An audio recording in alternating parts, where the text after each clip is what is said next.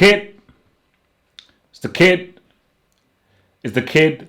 It's the kid. Good day. Good day. Good day. There are things that we have to talk about here, and this is going to be yet another real live show, because I feel that we have to stop mincing words around, because this is going to be very real. There's a new hashtag I'm going to start launching, and I need guys to quickly push this hashtag forward. This hashtag I'm launching, it's called hashtag exposure season. Hashtag exposure season. So people say, okay, what is the use of this hashtag called exposure season? It's very simple. For this hashtag, it is pretty much about telling the truths about certain players who have escaped the truth being told about them. And I think that we have to be very absolute now. There's no more time of saying half-truths, maybe this, that, and so forth. Let's just say it as it is. I don't go halfway house. I'm not like, okay, yeah, he's pretty good. Okay, he's not that bad. Yeah, I talk in absolutes. I'm a Sith. I'm the football equivalent of a Sith. I deal in absolutes. You're either great or you're trash. So is that tier 1, or tier 2, tier 3, or you're a brick? So tier 3, tier 2, upper tier 2, tier 1, chief or guard. Class C brick, class B brick, class A brick, scholar. There are some players out here who need to be given that brick title. Guys, so if you're on Twitter, if you're on Instagram, this is a new hashtag I need you to promote. It's called hashtag exposure season. It's time to expose these imposters. It's time to expose these guys who have escaped being given the proper title. Guys, we have a pretty good show for you here today, guys. We're going to reflect on Bayern Munich against Dortmund, and looking about how those two teams are going. We're also going to look at ahead to Man City, Liverpool, huge, massive game. We're going to do a preview on that and really delve deep into that game particularly. Someone wrote Coutinho to Arsenal. I'm going to talk about Coutinho. He's part of this exposure season. So I'm having a separate thing for Coutinho because, bro, nah. Like, look, I'm being real right now. So let's get ready. And then obviously, talk a little bit about Sané, about Dybala. This whole Dybala thing is getting very deep now because, bro, this Dybala Juventus thing is getting deep. I was doing my Twitch. Remember, follow me on Twitch. I was on my Twitch. Someone said, what's Cancelo? Danilo swap? Excuse me? You're going to swap Cancelo for that dude, Danilo? So, let's, that's okay. So let's just really start in with everything right now, because I think that we have to try and find out what is happening with this whole Dortmund against Bayern Munich, man. Wow. Dortmund against Bayern Munich, man. This was very surprising. This was extremely surprising. I predicted a 2-0 win for Dortmund. That was my prediction. I said Dortmund, they're going to get that win 2-0 to Dortmund 100%. That's what they're going to do. That's how they're going to roll with. They're going to get that 2-0 win. Dortmund are going to do it. Blah, blah, blah, blah, blah, blah. Sorry, Bayern will get a 2-0 win. My prediction was 2-0 win to Bayern. I did not account for this dude. Check him out. I didn't talk about this dude. Tier 2. Henceforth, 2019, Tier 2. We have delivered his Tier 2 card. It takes a while because the whole processing thing of... Because whenever you move tiers, I've got to go to the office. I've got to fill in a few papers. I've got to sign about four things. But by I say give it 24 to 48 hours. Jadon Olusegun Sancho will officially be a tier 2 player. For a guy this young to be tier 2, that's scary. Because if I'm looking at my tier 2 players, okay, well, you've got the Us, you've got Mbappe. But for a guy like this to be entering into that tier 2 echelon, that's huge. Because trust me, I think there are only about 12, 14 players who are tier 2 out of the hundreds of players that exist. So for him to enter that tier 2 echelon, I think it's big time. This kid is money. This kid is good. This kid is something special. Do you want dribbling? Do you want footwork? Do you want decision making? Do you want silky skills? Do you want bravado? Do you want extravagance? Do you want sexiness? Do you want entertainment? This kid has it. This kid has it. This kid is something truly, truly special. And I cannot wait to see what this guy does and how he can impact Dortmund even more. Sancho, he tore Bayern in a new one. Again, I'm very sorry for the language I used there. But Sancho lubricated Bayern Munich. He lubricated an entire club. Bayern Munich, I think they're about 100, 200 years old. So a fetus, a test tube baby, an IVF experiment lubricated an entire club. Hashtag exposure season. We're gonna have an honest convo about Neuer. Yes, that's happening. That's happening. We'll start here, but we'll go more. But see, exposure season is gonna last throughout this whole season because it's a hashtag I'm bringing in. But what Sancho did has put Neuer in the firing line because Neuer is under review. I'm not inducting him. Relax, chill. He's under review. You can't get colored by a fetus. Sorry, I don't know how to move forward, but you can't get colored by a fetus. But I think that this is a very good way to start off for this review is Jadon flipping Sancho and just what a special player Dortmund have on their hands. Because remember, this was without Torgan Hazard.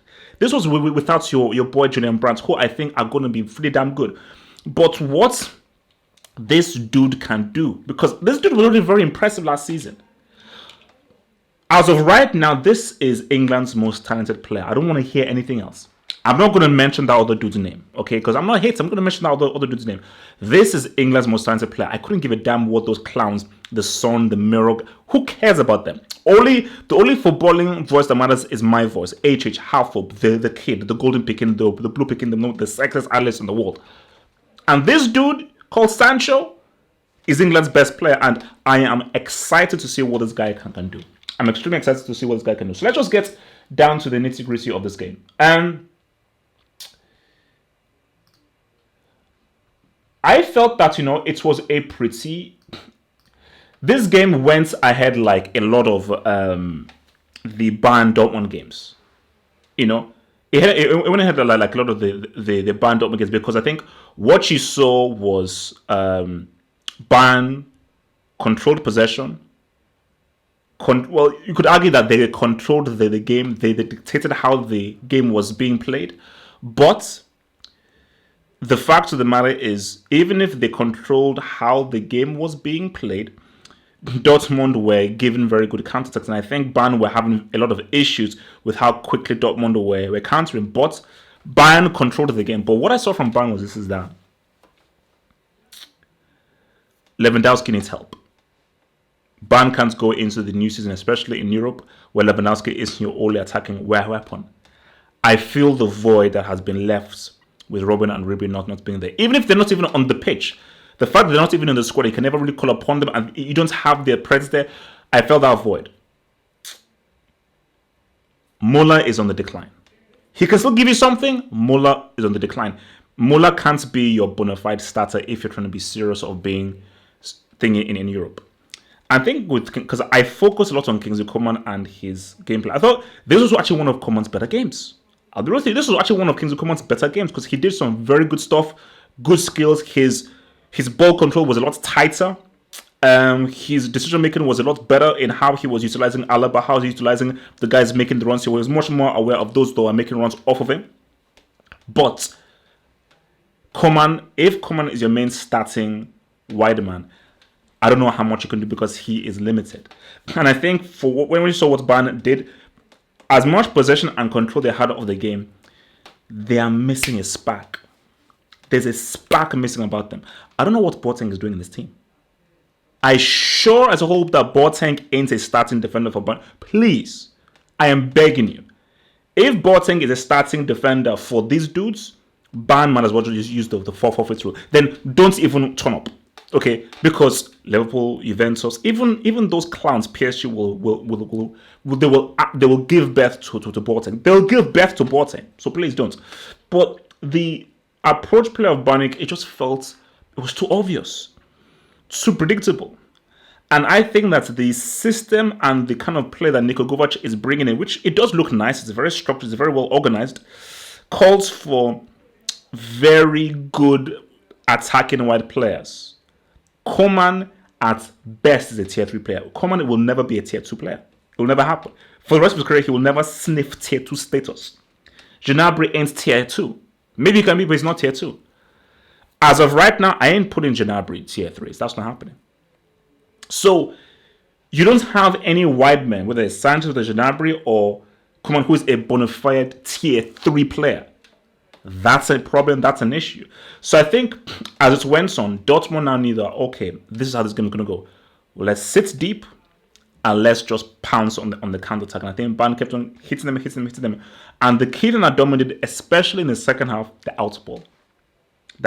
And this is what I was saying live on my Twitch. One of the hardest things to do in football, and one of the things that a manager tries to find in a player is, can you play well under pressure? Are you able to find an outball if you're under pressure? That is a very, very key attribute and a very key stat that if you're able to do that, that is very important. That is very important if you're able to do that. That's a very key stat to have. If you're able to give that outball if you're under pressure. Not many teams can do that. So it's something that, you need to really think about. So, and then Sancho happened. And I think what you saw from Sancho, from that first goal, superb footwork. Absolute superb footwork with about 3 players around him. Head up, made the right pass. That's the key thing. You can do all the silky moves in the world. You can do all the dribbling things. But can you end it either with you taking a good shot or making a good decision? Head up. Alcacer is free. The right pass gave it to him. And my God, that shot, that G from Alcacer was money. 2014 Neuer saves that. 2013 Neuer saves that. Hashtag exposure season. We have to talk about 2019 Neuer. I have the utmost respect for Neuer. I have the utmost respect for the Berlin Wall. I have the utmost respect for what Neuer has done and his impact to the game. I think that Neuer can still go down as one of the greatest keepers that the game has ever seen, and how he has evolved the whole thing. Because Neuer did mix, but that's in particular, Neuer told you. Because I have an extremely high benchmark for Neuer. If that was Szczesny or Alisson or Edison, I'd be like, okay, Neuer, I have very, very high expectations of you. You're that dude. You're that dude. I have been touting you as being that dude of like, this guy's gonna end up being regarded as the greatest keeper of all time. That's what I've done. That's what I've said. But that wasn't pretty. That wasn't. I thought he should have saved that. And then second G, again, Dortmund, great outball. That's what they did very well.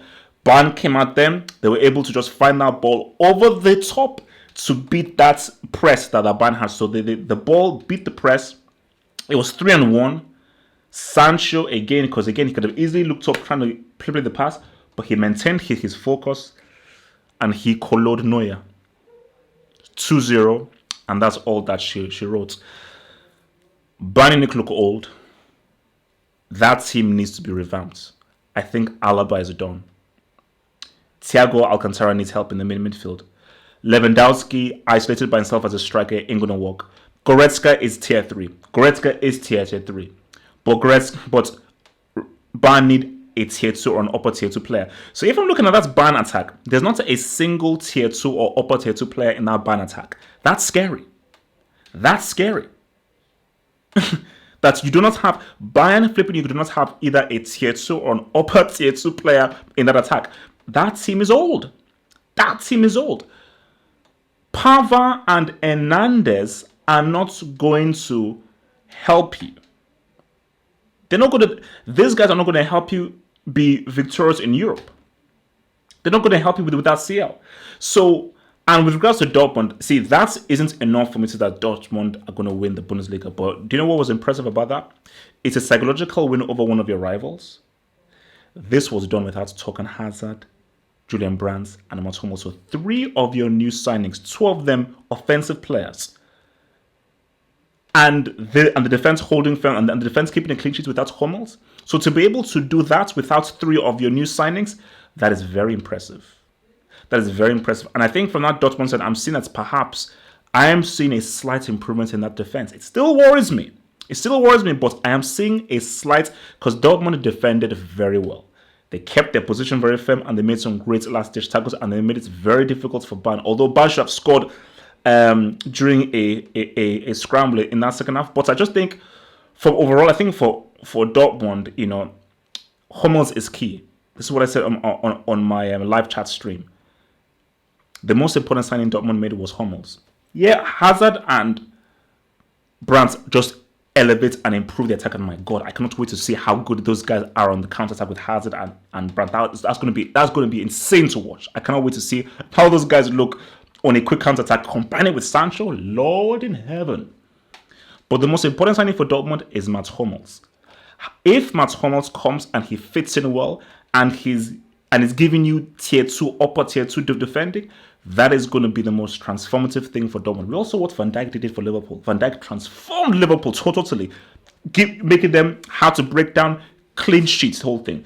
Dortmund don't have the same kind of setup without the ball that Klopp has, but a really great, experienced, quality defender that can read the game can transform your team. So for Dortmund, it's looking promising. Even if Bayern Munich gets Leroy Sané, this team still needs work. Lewandowski came out and he said with his own mother, "Bruh, I need help. I can't do this by myself. I need assistance, and I just can't do it by myself. I need assistance. I need someone to help me. And if I don't have assistance or someone to help me, I'm going to be screwed. I'm going to be flipping screwed." So, well done to Dortmund. Well played. That was a quality play. And for me, I just think that it's a case of really, man. Bayern have a lot of work to do. Bayern have a lot of work to do, and they have to do a lot more to really compete. That team that I saw from Bayern are not competing in Europe. They're not competing in Europe at all. But with regards to Dortmund, I think they can be an interesting threat. I think quarters max for Dortmund. That's quarters max. But if they can get the defense right, and they reduce the amounts that they can concede, I think Dortmund can really, really, really run bad for the money. And Dortmund owe Marco Reus a flipping Bundesliga title.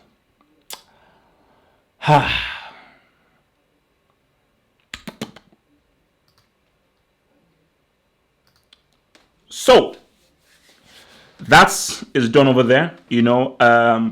So don't worry, I will address Coutinho to Arsenal, because that's something I wanna keep separate, because that is actually quite scary, man. Because bro, I don't want to be harsh about Coutinho, because Coutinho is a nice guy. But this is thing is, and also wait, don't worry. I wanna, guys, the Neymar Mbappe thing. Give me a break. Give me a flipping break, man. That Mbappe was laughing, man. Mbappe was laughing when that happened. So I don't really know what you guys are on about. Like when, because I saw the vid and the vid cuts off after Mbappe. You just see him smiling. Mbappe and Neymar, they were joking around, man. People say, "Oh my gosh, Mbappe moved Neymar away. This means that there's some rifts happening, and oh my gosh, what's going to happen? Or they hate each other. There's beef. Give me a break. Give me a break. Come on, man. There is no beef there. There is no beef there at all. Those guys are just having a laugh. Those guys are just having a laugh, and they're just look, they're just doing their thing, man. So, but I want to touch on that separately. I also want to touch on Coutinho separately because I'm hearing, first of all, Liverpool don't buy Coutinho. I know that I've got a lot of amigos that support Liverpool. So to my Liverpool faithful, don't buy Coutinho. He left you to win the Champions League. You won the Champions League by beating the team he left you for. Why the hell should you allow him to come back? Based on that, first of all, I don't think he's even good enough to make the team. He's not played well enough to actually make the Liverpool first team. Beyond that, how rude. You left us for another club because you wanted to win the Champions League, because you didn't feel this team was good enough to win the Champions League. We not only win the Champions League without you, we flipping beat you to win the flipping Champions League. And you now want to come back? Are you sick? No. Like, if Liverpool take Coutinho back, I'm inducting that damn club. Liverpool would be a bunch of sad bricks if they take back that clown Coutinho. Hell no. That should not happen, man. But we've got a big game. Liverpool against Man City Community Shield, man. So, you see, I call this game a semi-real game. Like the real season begins Friday. Liverpool against Norwich. Join me for the live chat there, hopefully. You know, wait, am I? Oh no, yeah, I am working on Friday, but I'll be back soon. So yeah, hopefully I don't finish late. So yeah, so hopefully join me for a live chat of that Liverpool Norwich game. So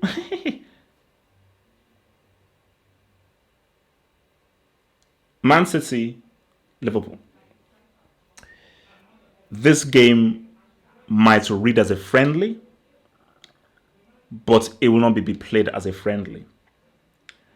I think that you're going to be seeing people really take this game very seriously. You're gonna see guys take this game very seriously, because I think both teams want to win this because of something very simple. It's not about both of these teams. It's about these dudes. That's what it's about. It's about these dudes. Pep has an issue with Klopp. Not an issue, but I think Pep has a strange inferiority complex of Klopp.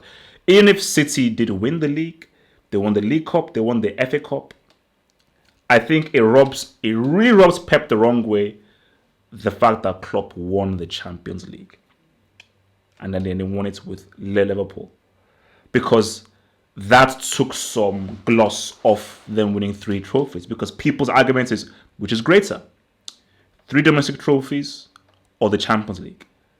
If it's me, and this is just me, again, say whatever you want, this is just my point of view. If it's me, and I choose between 3 domestic trophies or the Champions League, I'm choosing the Champions League all day early now. I want all the trophies. Okay, I want a quadruple. I want to win all the trophies. But if it's a choice of 3 domestic trophies or the Champions League, I want to win the Champions League. And based on how Pep grew up, how he was brought up, how he was cultivated, how he even announced himself to football, it was about being kings of Europe. Because the teaming and structure of Barcelona really dominated and put a stranglehold on the continent of Europe. Not flipping Spain, on the continent of Europe. So that was an issue there. Bro, I will get to that super chat. Don't worry, man.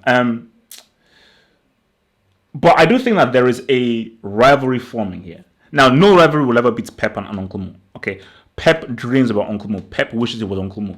But I think this is a very fascinating rivalry because obviously we've had, what have we had? We've had Benitez and Ferguson. We've had Ferguson, Wenger. We've had Wenger, Uncle Mo. We've had Uncle Mo and Pep. We've had Uncle Mo and Conte. Uncle Mo has a bit of a man. I miss Uncle Mo.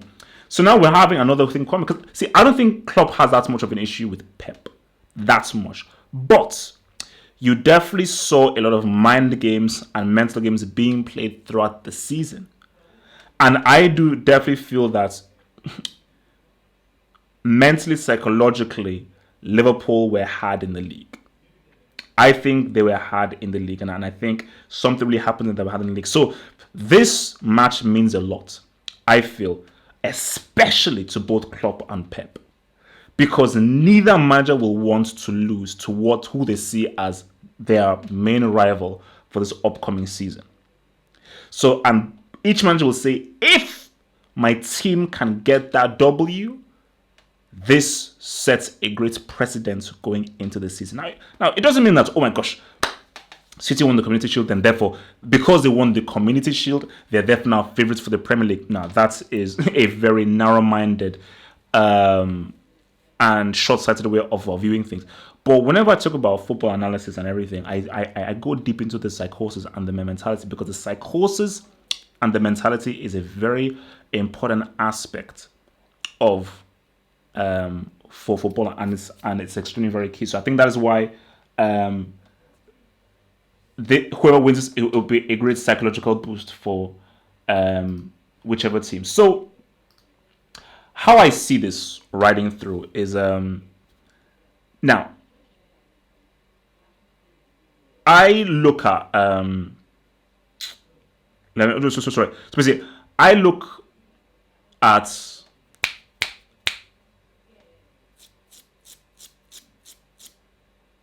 City first. I think for Man City, I think they're looking pretty good right now, and I think for Man City, they want to definitely show that they have really moved ahead of Liverpool, both for footballer wise and mental wise. I'm very interested to see if Sterling and Bernardo Silva can really maintain their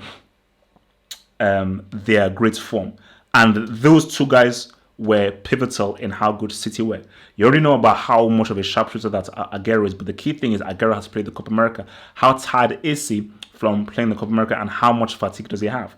I think Sterling and Bernardo Silva will be a lot more fresher. So the key thing for City is they know that they will be keeping possession of the ball.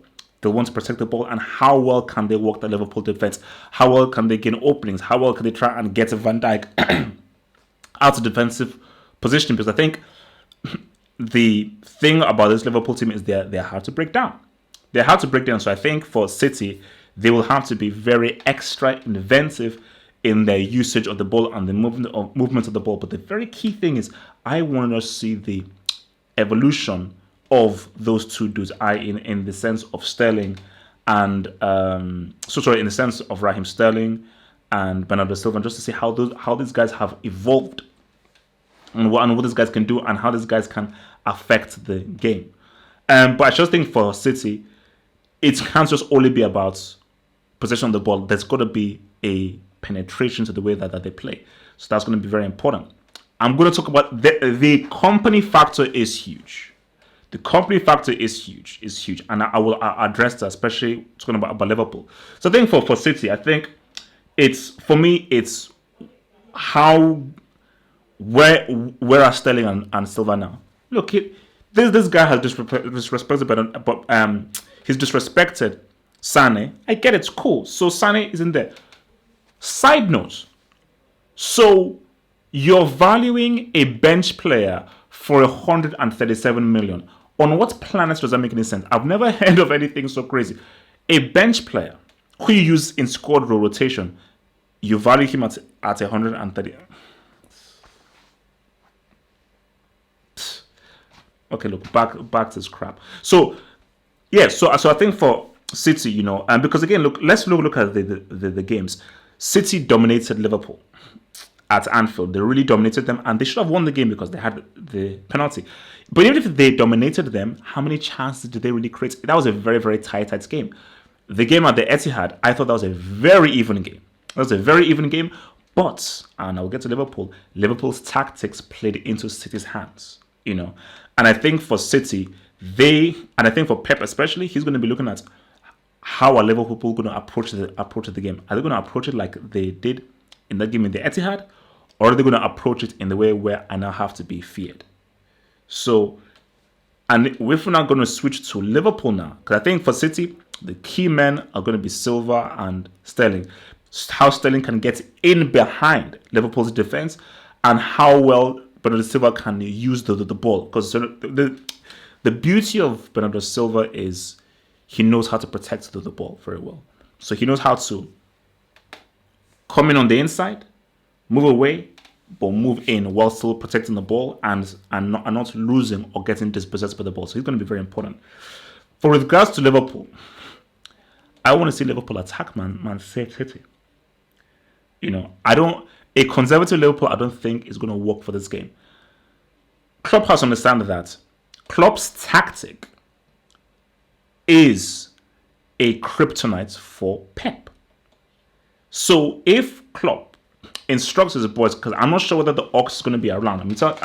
Is the Ox going to be available for this game or not? So if the Ox is going to be around and everything, I think that's going to be very important.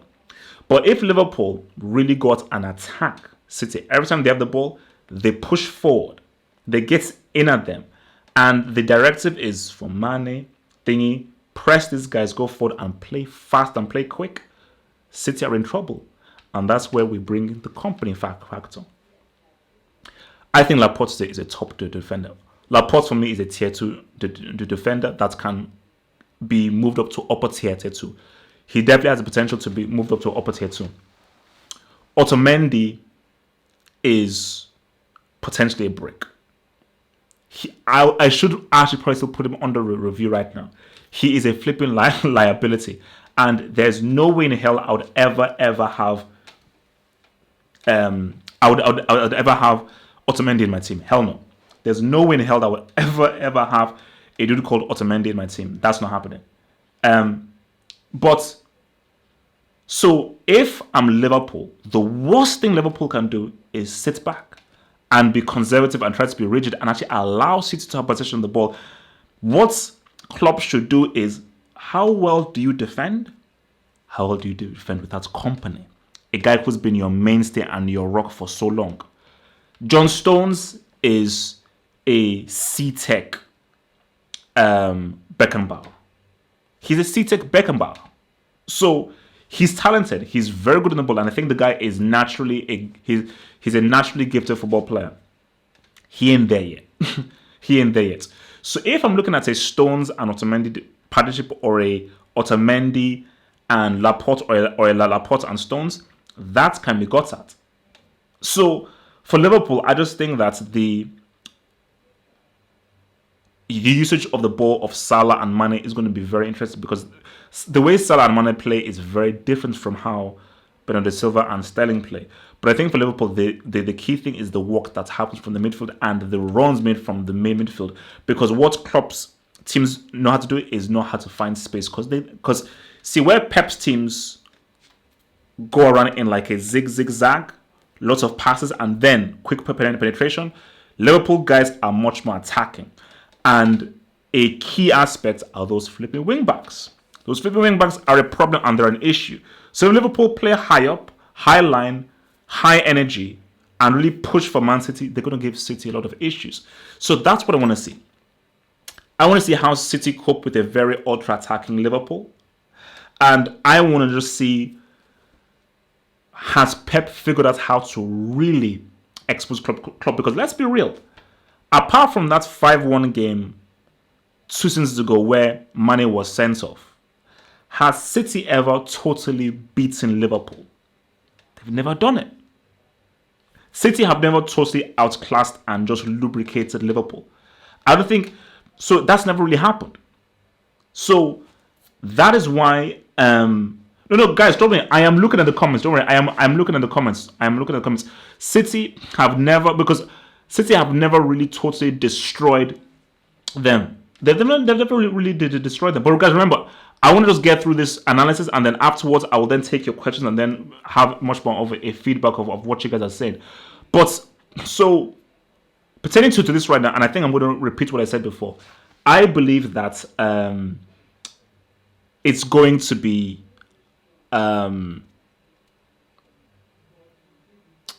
it's going to be 1-1. 1-1, penalties. And I believe City wins on penalties. But if Liverpool are attacking, and Liverpool attack Man City, I think Liverpool can win this 2-1.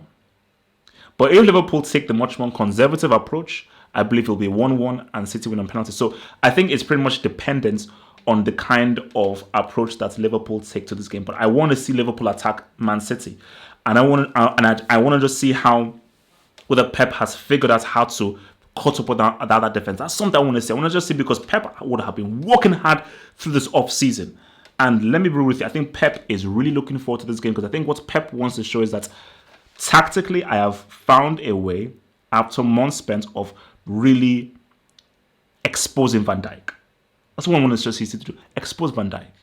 Bring him out. Force Van Dijk to defend out of position. Take those Liverpool players out of position and now force Liverpool to now do some real defending, some last-ditch defending. Pump some more men forward. Really move that ball quickly. And now let's just see how well they can do with some quicker movements. And then that's how I think that's going to go, man. So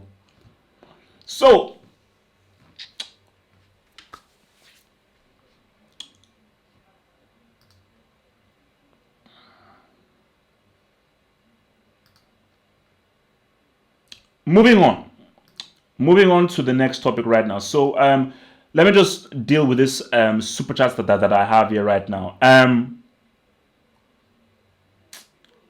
What are we doing here? So super chats from the chosen one.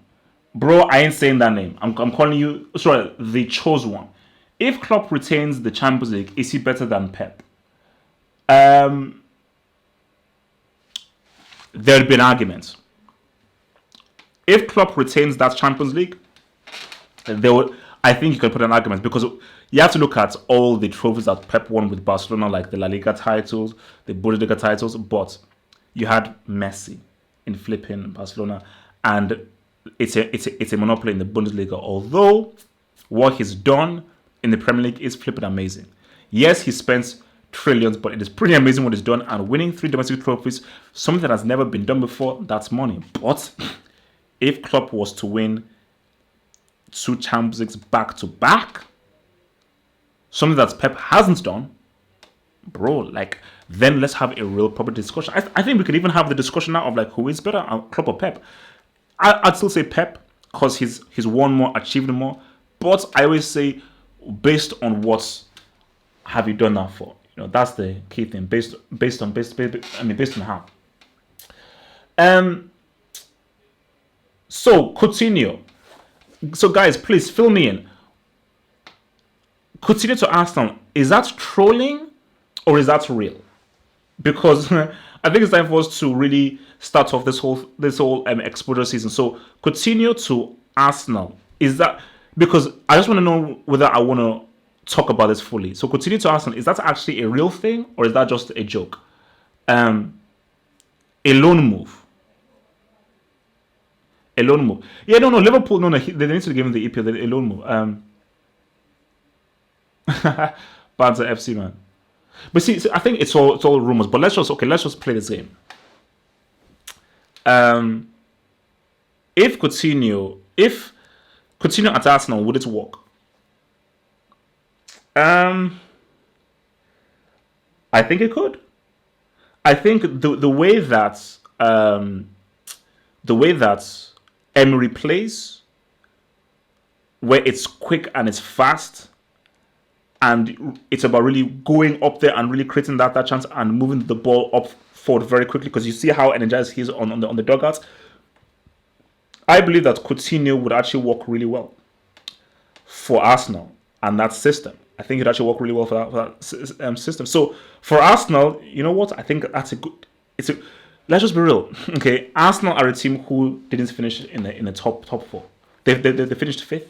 Okay, and they got lubricated by one man from Belgium who likes cheeseburgers. So that's just a real talk there.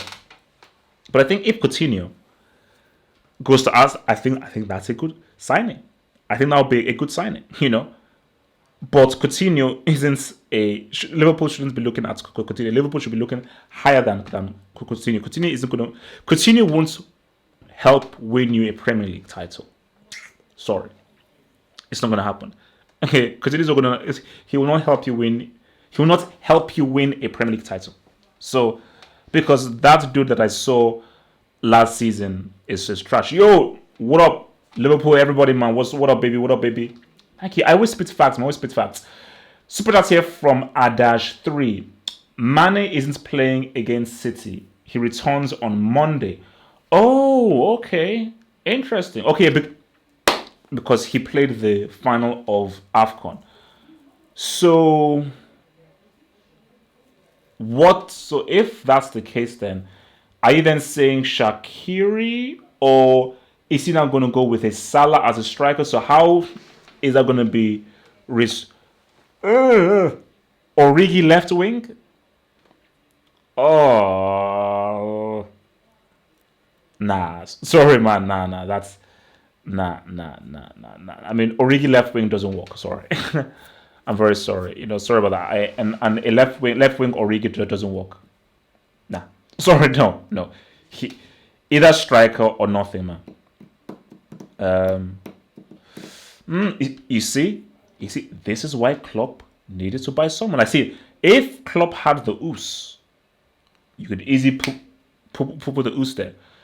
Ox can play there for sure, but I think Ox is far better centrally.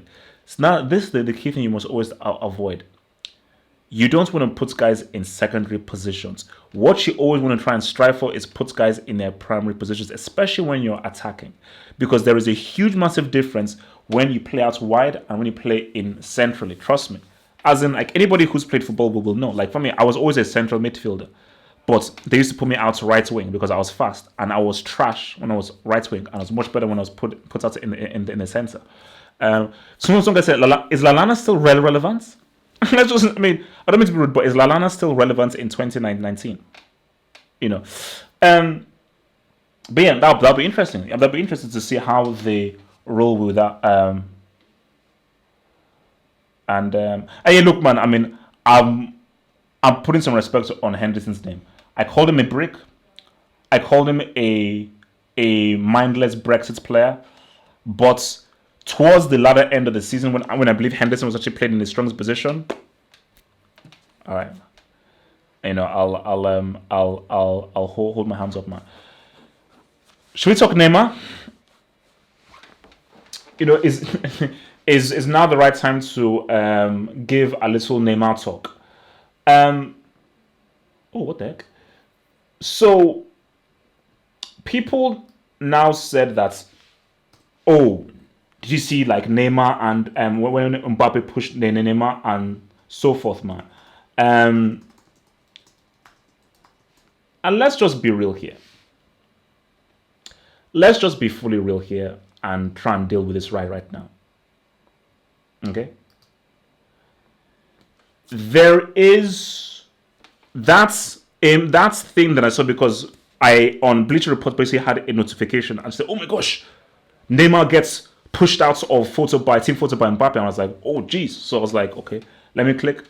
I watched the video, and obviously there's some kind of joke happening because guys, we don't play for PSG. We're not in the dressing room. We do not know the dynamics of what their relationship is like. So something then happens, and then you then see Mbappe basically take Neymar and basically just like shove him out. But as before the video ends, you see Mbappe just go like, you see him do a smile. So it was a joke. But because we live in this clickbait era, and people need to run a story pertaining to, oh my gosh, man, Neymar and PSG, what's going to happen? Like the massive rifts. They want to now use that and then go with it, man. There's nothing there. Now, I still believe that Neymar wants to leave PSG and everything. And see, the way it's looking right now, because see, the dynamics are very interesting because let's just be real. When Mbappe arrived at PSG, he was supposed to be under Neymar. He was supposed to be under Neymar, and he was supposed to, like, take Neymar under his wing because, and I was like, okay, I'm going to be coming under Neymar and so forth. Because remember, this was before he won the World Cup. Because I believe he moved in the 2017-2018 season. Because 16-17 he was at Monaco. So in the 17-18 season he moved to PSG, and the whole point was like, oh, I'm here to be a supporting cast for Neymar. This is still Neymar's team. But when Mbappe won that World Cup and he scored in the World Cup final as a teenager, everything changed. Therefore, Neymar was no more that main man. Therefore, it was a case of where I think we now have two main men now. Because if you can't be a main man if you're not a World Cup winner. You can't look at a World Cup winner and say, I'm the captain of the ship now. No, because I'm a World Cup winner. You've not won a World Cup. Have you won a Cup of America? But okay, you've won the Confederations Cup. You won the Olympics.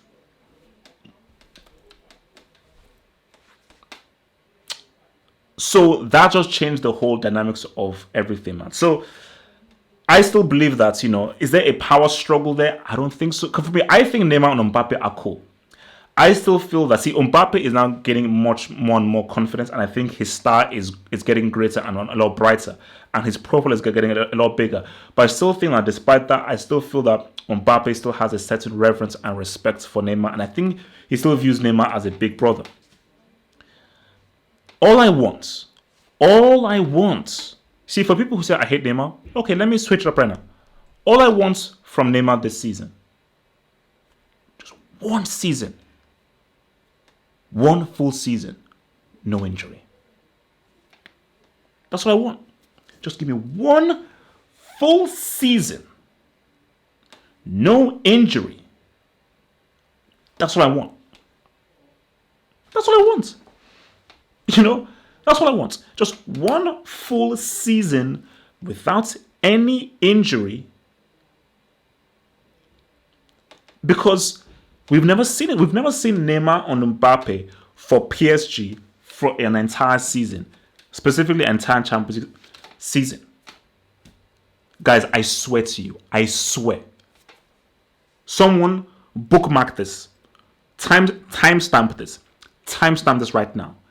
If Neymar gets injured this coming season, around that whole February, March time, I am going to flip. I am going to go livid. Seriously, I will scream. Because you've not heard me scream before. I will scream. If this dude gets injured in February and March, and he turns around and tells me that, hey man, bro, I won an Uber Eats League on, I will scream. If he leaves the prodigy out to dry for 3 seasons in a row, I will go insane.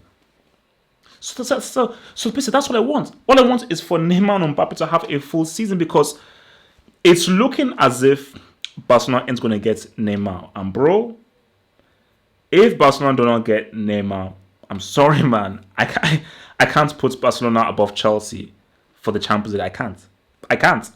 If Barcelona gets Neymar, then Juve, Liverpool, Barcelona, Chelsea thingy. But Barcelona without flipping Neymar, it has to be Juventus, Liverpool, Chelsea, then maybe Barcelona then. So, and then Atletico. So, I mean, I just think that just one season of Mbappe and Neymar for the whole Champions League campaign, 100% they have the potential to win the Champions League. keyword there. Remember, keyword. They have the potential to win the Champions League. Doesn't mean they will do it. They just have the potential to win the Champions League based on how good those guys are. They have the potential to. But you have to just stay fit. Just stay fit. Like, if you get injured again for 3 seasons in a row, I mean, I don't even know what to tell you. I don't know what to tell you, because trust me, that will change the entire landscape of football. If Neymar and Mbappe lead PSG to a Champions League victory based on all the insults, miracle at Camp Nou and everything, that will change the entire it will change the entire landscape of football, specifically in Europe.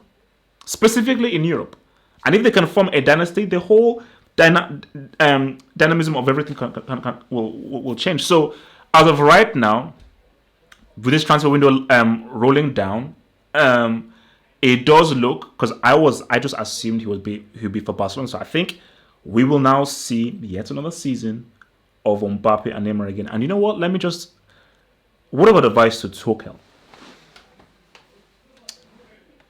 If you don't have to play Neymar in an Uber Eats game, don't play him in an Uber Eats game. Unless you have to play him. Play him. Tuchel, if you're winning 4-0, sub him off. If you're playing against Evian or Le Croissant, does Neymar need to really play an Uber Eats game against Le Croissant? No, he doesn't. Put him on the bench. So he's fresh for a game against Juventus, Atletico, Liverpool, Napoli, Dortmund, Bayern, or so forth. Because that's why he's here. That's why he's there. So, that's my thoughts on that right there, dogs, man.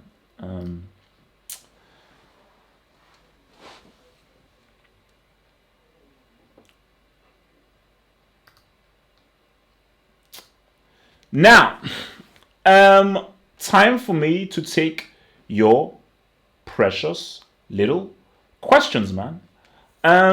So my lines are open. My DMs are open, as they say. So I'll look into the chat box. Remember, there's a lot of chat happening. If you definitely want your question read out or your comments read out, use the super chats. It's a little $sign there, and you can donate however much you want, and your donation helps to support the channel. So through the super chats, I will be able to 100% see your comments, read it out, and react to it, and also give you a shout out. And I will do my best to view it. Who has seen this film? What's it called? Triple Threat. I watched it on Netflix, bro. Tony Jaa is that dude. Tony Jaa, one of the most orgasmic, sexiest things you'll ever see in your life is the Tony Jaa front flip kick. Whew. Wow.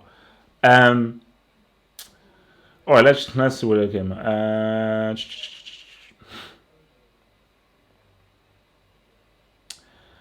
Dybala, see, the Dybala at United. Dybala isn't enough to make Man United like an amazing team. 100%. Like, I agree with that. Dybala is a great addition. So is Jerry Maguire. But everything goes down to Solskjaer. But put it this way: if United can keep Pogba and have Dybala there, I think that's looking interesting. I think that looks interesting. But I think the main issue is the midfield. For United, Pogba needs a midfield partner. You have to understand. Pogba is not a natural central midfielder. He's a multi-purpose midfielder. Every team has to have a central midfielder, somebody who sticks right there in the middle and who is good on the ball and can set the tempo of the game, whether it's your Verratti, whether it's your Modric, or whether it's your Toni Kroos, whether it's your Thiago Alcantara. If United were able to get a Thiago Alcantara, so you had a Matic as your DM, Thiago Alcantara as your central midfielder, and Pogba as your roaming midfielder, that is a great, effective three. That's a great effective space. So even if they get Dybala, even if they get Maguire, the dynamics and the balance of the midfield of Man United is still not yet working. Don't talk to me about your boy Pereira or whoever the else they have. What's not happening, man? The Europa League is a major trophy. So anybody that says otherwise is hating, man. Thank you, McTominay.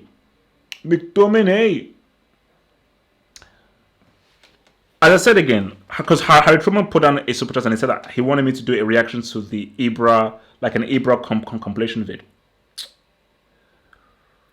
We're gonna have an honest conversation, a very honest conversation about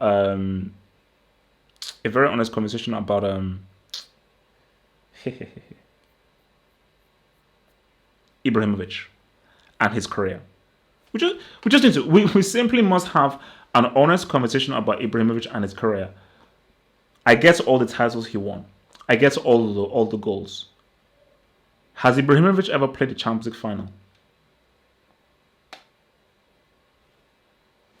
So you're this great player. It's Lions. I am Zlatan. Zlatan doesn't do this. Cool. Have you ever been in a Champions League final? Have you ever, lost? Have you ever actually been in a Champions League final? That's all I ask. That's what I ask. Oh, last I checked, Ronaldo has a World Cup, and he has a Winners' Cup as well. So, scoring in the wait a minute. So Ronaldo has a World Cup and a European trophy.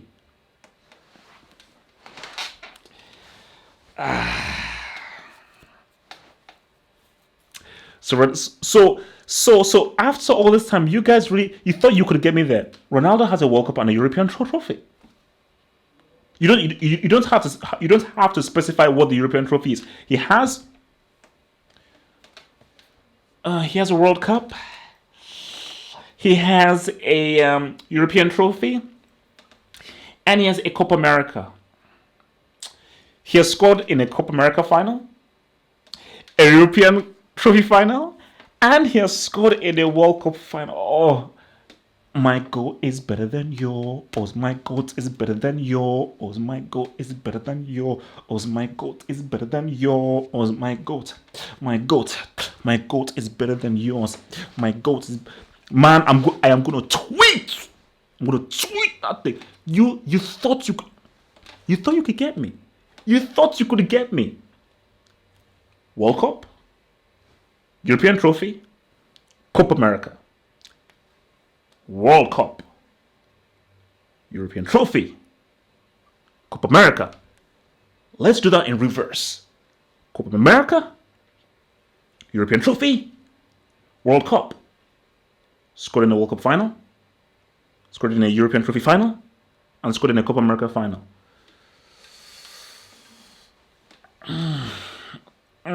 Oh man. See, I love live streams. Guys, thank you for this live stream. Oh, wow. He's done. He's done. Oh my god. He gave you the three.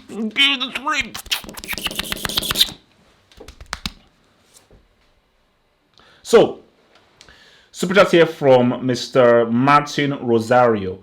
Juve would. So, thank you very much. $2 chats from Martin Rosario. So, Martin Rosario, big donator, says Juve would be foolish to let Dybala and Cancelo go. Juventus would be psychologically, mentally challenged if they let both of those guys go. I dare them to let those guys go. That would be stupid and idiotic. Absolutely idiotic.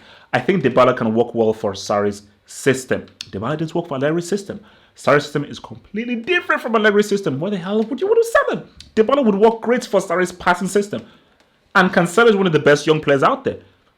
And you want to trade him for Danilo? Are you sick in the head? No, hell no. From the Chose One to pound super chats. Thank you, bro. Thank you, bro. Who says Bob Paisley won 19 trophies in 9 years and 3 Champions Leagues. My goat. Okay, that's cool, but Bob Paisley isn't known outside of England. I'm talking about world players, but that is a great start. But we're talking about world players, man. Guys, look, man. He's got the 3. Okay, he's got the 3, man. He's got what's that? He's got the 3. What's that? So World Cup, European trophy, and what's this? It's a Copa America, man. It's got a 3, baby. Got a 3. So before I was rudely interrupted, Ibra, has Ibra ever been in a European final? Just I just want to know, has Ibra ever been in a European? Has he ever been in a European final? Okay, don't put Ibra with my goats. Okay, my goat has 3 of these. Okay, so leave my goats alone. So has Ibra ever been in a European final? That's the key thing. A European Cup final. Okay, you don't have to specify what it is. All I want is a European Cup final. Okay, because last I checked, a Europa League is still a Europa Cup final. So wait a minute. Why is the Champions League seen as being greater as the Europa League? Why? Says who? It's a European competition. Okay? A Champions League and a Europa League, look, man, it's a European competition. So don't hate on the UEFA Cup. Don't hate on the Copa Cup. Don't hate on the Europa League. Don't. It's a trophy. How many of you people in this live stream that typing away, how many of you have Europa League? Okay? How many of you have a flipping Europa League? So don't hate. Okay? Don't hate. Wait. Ibra didn't play that final though. Did Ibra play that 2017 final? I don't think he did. Because I remember he was injured. Thank you. He was on crutches. So actually, so guys, how many players have the triple threat? I want to know how many players have the triple. So how many players have a World Cup, a European trophy, and a Continental trophy? How many guys have the triple threat? I want to know. Just tell me.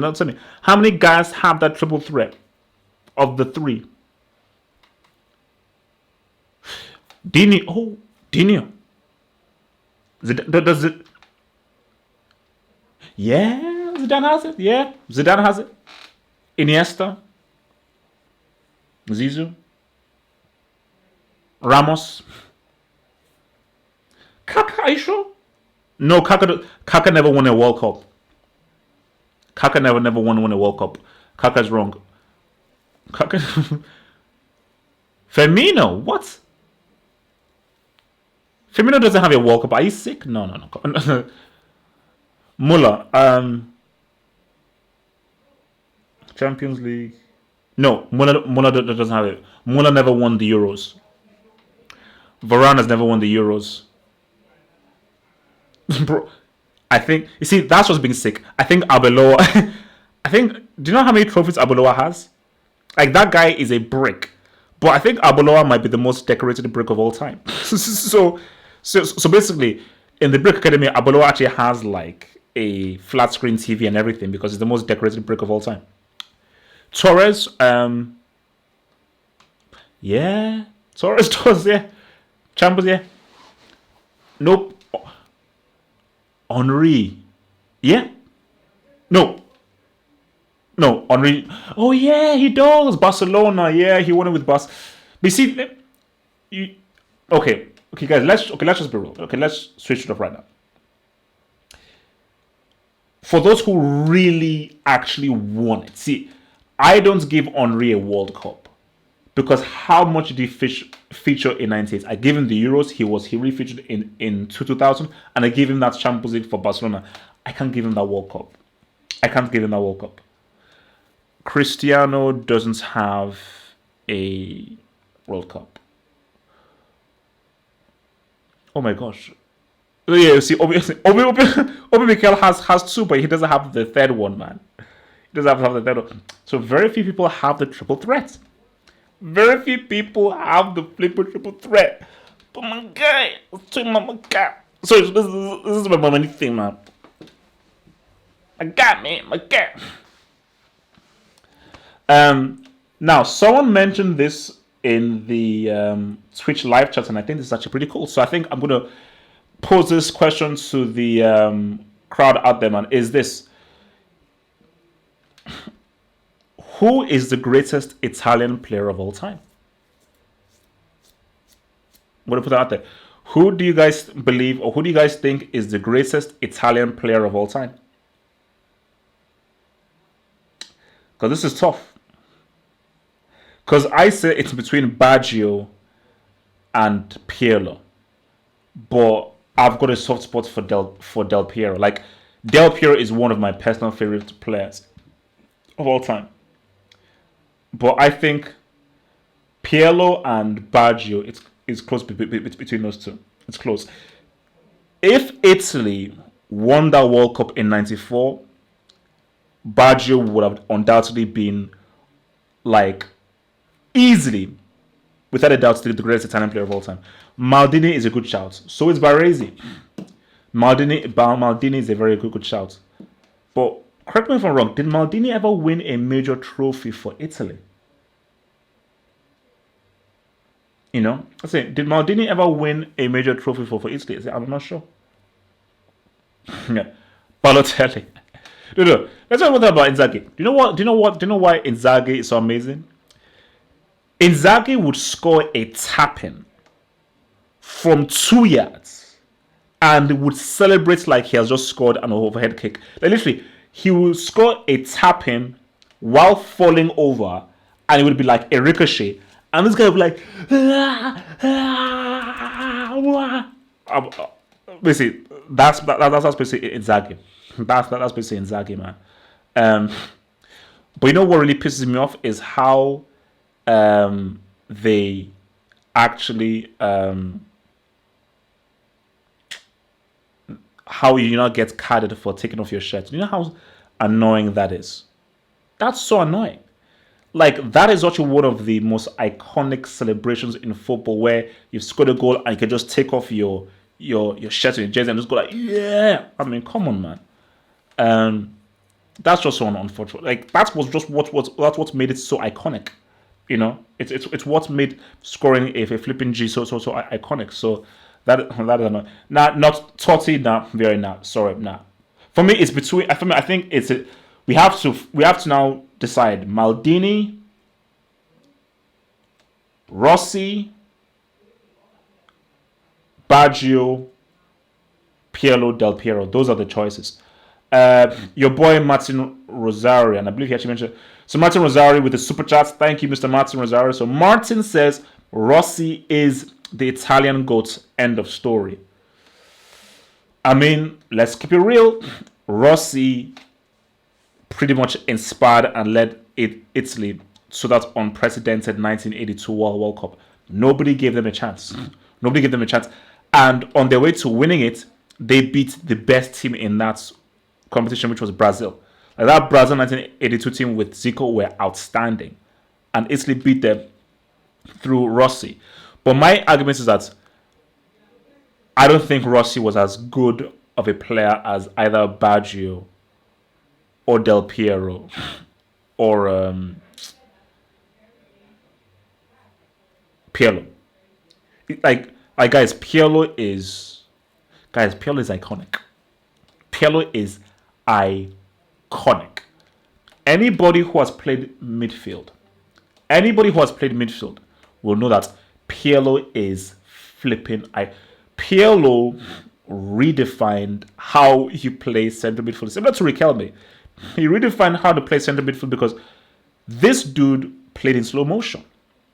I was like, how the hell can't you tackle this flipping dude? This dude is playing at 1 mile per hour.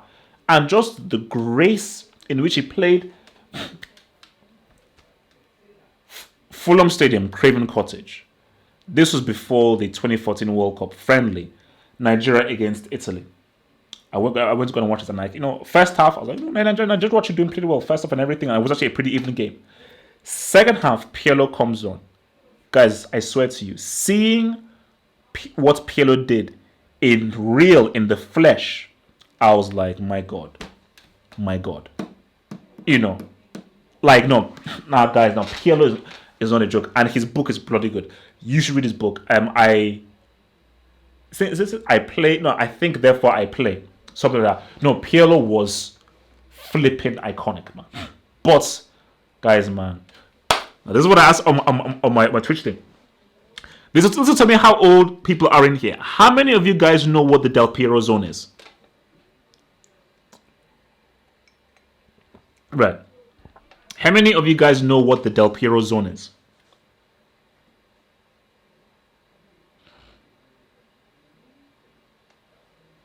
Okay, one more just. How many of you guys know what the Del Piero zone is?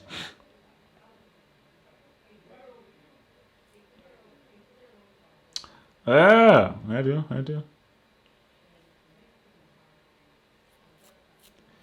No. It's not about yards. It's a zone. It's a particular zone. That's when this is taken away. This is taken back to the late 90s, early 2000s when he was called the Deluge. Okay, this is This was when I actually used to play FIFA. Because I can't remember. There was it FIFA? It might be FIFA 16 or FIFA 17. There was a FIFA that I played a lot, and I always used Juventus. And when I used Juventus, literally 8 times out of 10 free kicks I took with Del Piero, I scored. It got to a point where I would get a free kick and I'm like, bro, this is probably a goal. Like my free kicks with Del Piero on that FIFA game were money, man. Now, and also like I wanted to get sideburns. Obviously, I couldn't grow my hair, but because of Del Piero, I wanted to get sideburns. I didn't want to get sideburns because of that. Because of Elvis Presley, I wanted to get sideburns because of the Deluge, because of Del Piero. Some super chats here. So from the chose one, 14 years later, Istanbul has still not been solved, bro. That's why I will never put AC Milan. That's AC Milan team as a great team. Never. You can't be called a great team and succumb and give up. How are you winning 3-0 at halftime in a final and lose? See, I don't care whether you won it in 2007. That's why I told you, don't talk to me about CAC and these boys. You were winning 3-0 at halftime. I was doing my homework because this is when I was still in school, so we had to be in our rooms during the first half. During the second half, I was coming to celebrate. I was like, man, Liverpool fans, man, like your boys, man, Milan, look, man, it is what it is. I was like, Gerrard scored, okay. Then when Smith scored, I was like, wait, how do you go from 3-0 to 3-2 so quickly? And bruh, nah. That's a mess. That is literal white magic. White magic was used. Ricky Rick, where do you rank Laudrup? He's underrated in my opinion. Laudrup was very good. You see, if I'm going via tiers, I'd say Laudrup was on the upper echelon of tier 2. As in, could you put? Because for me, if I'm going for midfielders like tier 1, you've got to have your boy Pirlo. You've got to have your boy Xavi. Upper tier. Who was better, Laudrup or Modric at their peak? That's a good question. At their peak, at their very best, who was better, Laudrup or Modric? That's an interesting one, because when all is said and done, I'd place Modric upper tier 2. When all is said and done, he'd be an upper tier 2 for his peak. And I think Laudrup, you could argue, Opposite to, I ride with Riquelme tier 1. You see, people get me whenever I mention Riquelme. And the thing about this is this. People are judging Riquelme based on the teams he played for, and he didn't really help his teams win. As an individual, that clown, what's his name? Peckerman. Do you know that Argentina were going to win that? Argentina were the best team in that 2006 World Cup. That Argentina team, because put it this way, Argentina should have probably beaten Germany in that game. And then they would have played Italy in the semis. Bro, I think they would have beaten Italy. Argentina could have easily won that World Cup in 2006 and actually given Messi his first one. Riquelme as a footballer was different. Just a different breed. A total different breed. Like, the way that this guy played. So that's what. So maybe. See, it's not. I can't say it's biased. It's just. I'm looking at it like objectively. Just looking at it objectively, just the way that he played, bro. That guy was money, man. Bro, that Maxi Rodriguez goal. I remember when I watched it, I was like, because the chest and then just the kick, I was like, Lord. You know? Do you know one thing that's very weird? Like whenever I'm like sort of like commuting to my work and everything, you know, as I'm walking down, I actually daydream of football matches. And as I'm daydreaming of football matches, I'm just doing skills. So as I've been walking, I actually start to do like that. And guys start looking at me and say, wait, what's this guy doing? Does this guy have some kind of some? Because yeah. And I don't know how many people do that, but yeah, I actually daydream about football matches. Which is crazy, man. So I just did like that, you know. But that's what I try and tell people. Is like, ever since I was, how old was I? Probably since I was about 10 or 11, I've owned about every single management game. So I owned LMA Manager, I owned FIFA Manager, I owned FA Manager, I owned Premier Manager, I owned the Old Championship Manager, I owned Football Manager. I pretty much owned all management games. All I used to do when I was like about 10, 11 is literally for hours just master all the different tactics and just spend literally hours until I mastered how to win with a certain team. And that's just what I did. So like my obsession with football was crazy. And back in the day, I don't know how many of you guys know this. I don't know how old you guys are. Who remembers? Well, it's a lot, but this was before the internet. So how I used to find out news about what was happening was World Soccer Magazine. Because a lot of people bought 442, but I bought World Soccer Magazine because, see, 442 was only really the Premier League and sometimes international, but it was only mainly based on the Premier League. World Soccer just talked about all of football. And I believe, I remember buying the World Soccer issue when Ronaldo had his knee injury. And I actually saw it and I was like, ugh. So, match. Oh my God, match. Yeah. Oh man. Because I think, oh my gosh, who did Match Magazine do the thing with the football cards where if you bought some, they'd have some cards in them and you could complete your sets of those thingy cards, of those small posters. Oh my God. Because basically I remember, so basically 98 World Cup. So basically I used to live in Geneva. So during the 98 World Cup, I lived in Geneva. And we basically bought this massive magazine where basically there was each team of the each World Cup team. Panini. And then basically you had to basically try and find complete the sets. I almost completed mine.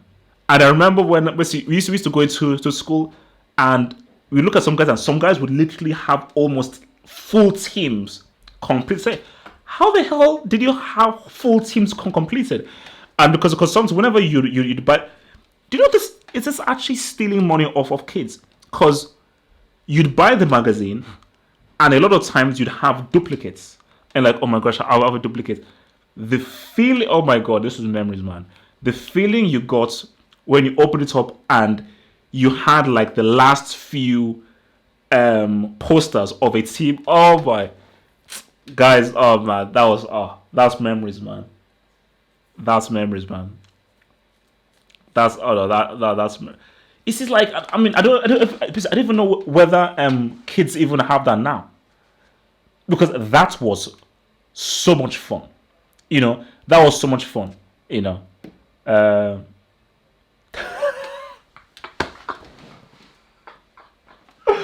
Teletext. Oh my god, bro. Basically, life. Basically, we lived like bricks before the internet. Literally, we lived.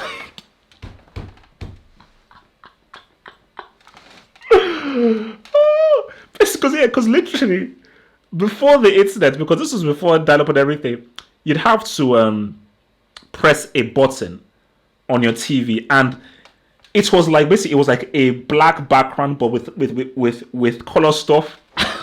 Wait, and literally it would be literally move like 8-bit animation. Oh my god, man! Oh, bro. Teletext, man. Jeez. Oh man.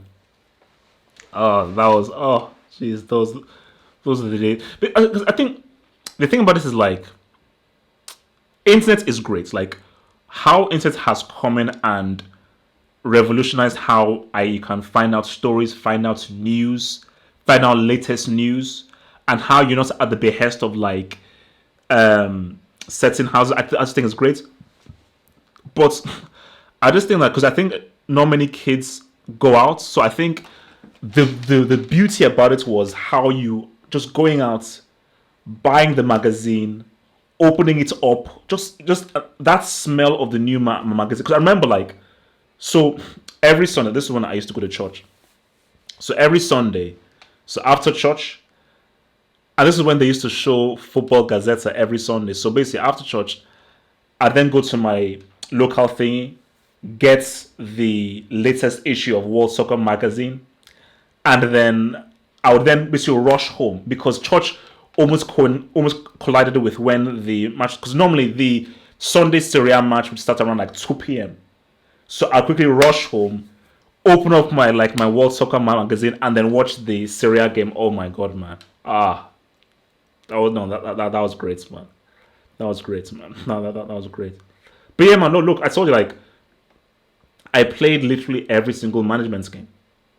Just every single management game, like, I played every single one. And just the amounts of hours I just spent just with different tactics, trading regimes, and everything, and it was insane. It was insane, But LMA Manager was damn good. LMA Manager was damn good because the match engine was actually really, really good. But and even like I even remember like a year ago I said like actually like one of my dreams is to make like an amazing football game. That's just what I want to do. No. When people mention teletext, like I laughed my teletext, bro. That's like caveman. Gosh, man, wait, how did the '96 World Cup song go, man? Yeah, but no, Enemy Magic, no. Enemy Magic was alright. You know what? I still have the disc. Because remember, like, that was when for PlayStation, like, the back was basically black. I remember it's like, it was basically a football that was like basically green and yellow. So, that Canaan World Cup song, I think that is the best World Cup song. Na na na na na na na na na na na na na na na. Like that Shakira one was trash, and the JLo one was trash. A lot of one were trash, man. Um, but yeah, no. I mean, because I think about football a lot, man. I think about football a lot, man. It's that's why just trust me. Whenever I'm just like walking around or just in the office, I just daydream about just, man, like imagine playing him. Like my dream, one of my dreams, apart from obviously scoring the winning goal for Nigeria in a World Cup game, is just being like a manager in the dugout and just basically like managing it. It's that's just something I even still want to do. Just try and do some coaching. Just take a group of kids and just do like a coaching thing. With a bunch of kids, teach them the HH way. So yeah, so I'm going to do a One Punch Man discussion, and I'm probably going to try and do that Tuesday, man. So basically, because Sunday we have the hangout, and we have a lot to discuss on the hangout. Monday, of course, that's the football dugout show. And then after that, it's it's the football dugout show, and also it's the I have to do like my Talking Tactics podcast, and then the podcast comes out on Tuesday. So, but that's also no. This YouTube thing of doing this whole live show thing, man, it's quality, man. Because and that's the same thing that I've seen in the hangouts, literally. And this is what Daniel, who I did the Talking Tactics, told me, that I've created just like a group of friends, who now really know each other, and now I've created a group of themselves all through the hangouts. So through the hangouts, I've created this community of guys who basically know each other, and I've actually formed friendships within one another, which I just think is great. And that's just something I'm hoping, hopefully to achieve by doing this live chatting, that like people can actually be friends, get together, and actually form a community that is, that can really flourish through here. So when guys come back, so basically guys now know guys now, and then people can grow familiar, and who knows whether there are people who are even in your city and you can meet up, do videos. Because I think, look, man, and one of these dudes, I think it's Pevian Pepper, he started his YouTube channel, and he said, oh wow, I was actually inspired by you. And then I began to my YouTube channel, and then I was like, oh man, that was great. But look, think about that, guys. Look, there is no other football show like it, and the reason why that hangout works is that it's the particular people that are in there are so crazy, they're so psychotic, they're so mad and crazy that even if you disagree with them, you have to listen to them, because they just have such strong personalities. They just have such strong personalities. That's why it just works for them. Guys, this has been done for an hour and a half. I need to rest. I need to relax because I've talked a lot. So yeah, man. It is what it is. Thank you very much for tuning in to the hangout. Remember, so Sunday it will be the football hangouts with your good old friends, 11 p.m. BST. The football dugout show returns on Monday from 8 p.m. So that will be from 8 p.m. Monday. And Tuesday, 6 p.m. will be the next episode of the podcast I do with Daniel and Carl, called Talking Tactics. It's been good. Peace out, stay true, stay real, stay black. Bada bing. Peace out.